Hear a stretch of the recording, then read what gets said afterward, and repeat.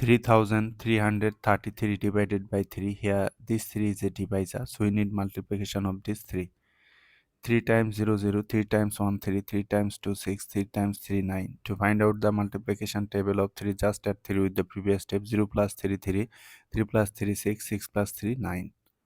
Okay, this process will continue. 3 goes into 3, 3 goes into this 3 one time. Write 1 time 3 3.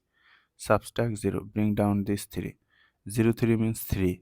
3 goes into 3 again one time 3 3. Subtract 0, bring down this 3. 0 3 means 3. 3 goes into 3 again one time 3 3. Subtract 0. Now bring down this 3. 3 goes into this 3 how many times? 1 times. 1 times 3 3. Subtract 0. So our answer is 1111.